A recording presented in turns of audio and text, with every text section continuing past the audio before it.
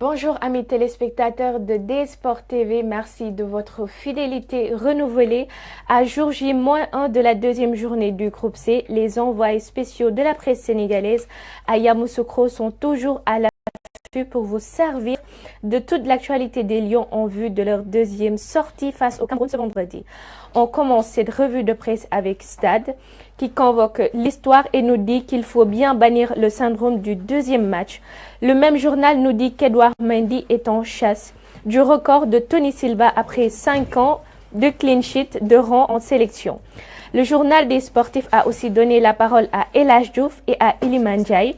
L'ancien enfant terrible du football sénégalais évoque avec fierté la prestation de Lamine Camara qui le rappelle Steven Gerrard et Franck Lampard, tandis que le Marseillais se dit heureux puisque son objectif est de jouer pour le Sénégal.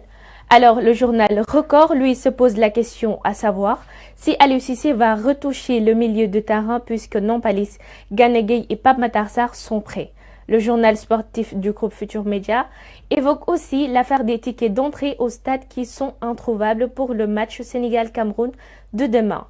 Il a aussi donné la parole à l'ancien international sénégalais Boubacar Sarr Locotte qui estime qu'il faut oublier le match contre la Gambie. L'observateur a aussi abordé dans le même sens que Record et nous dit qu'Aliou Cissé est au milieu de la tourmente parce que Pape Gueye et Lamine Camara étaient étincelants, mais avec la disponibilité de Nampalys Mendy, le coach fait face à un dilemme.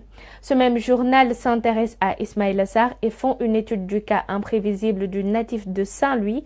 Les techniciens interrogés pensent que ceux qui disaient qu'il doit porter l'équipe ont tort.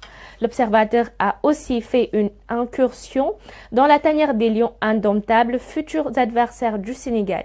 Les Échos, quant à lui, ont fait un reportage de grand format et nous dit qu'à la veille de match Sénégal-Cameroun, la tension est palpable et la rareté des billets inquiète. Il a fait un tour à la sous-préfecture de Yamoussoukro, envahie par les supporters. Le constat est que les prix des billets s'envolent, les Ivoiriens menacent. Pour le match contre le Sénégal, les Échos a donné la parole aux Camerounais qui sont trop confiants, mais les journalistes et anciens internationaux ont tiré à boules rouges sur Rigobert Song et ses joueurs. Walfadjri, quant à lui, nous parle de la nouvelle configuration tactique des Lions avec les bienfaits de 5-2-3 modulables. Avec ce schéma, les Lions n'ont encaissé le moindre but en 5 matchs. On va terminer cette revue de presse marceline par Besbi le jour qui nous donne les clés du match Sénégal-Cameroun et parle de ces équations de Cissé puisque le Sénégal est resté 34 ans sans battre le Cameroun en phase finale de la CAN. Ce quotidien nous a aussi plongé dans la basilique de Yamoussoukro, une œuvre unique au monde. Voilà, c'était tout pour aujourd'hui, chers téléspectateurs. On se donne rendez-vous à la même heure et n'oubliez pas de vous abonner et de commenter sur nos différentes plateformes digitales.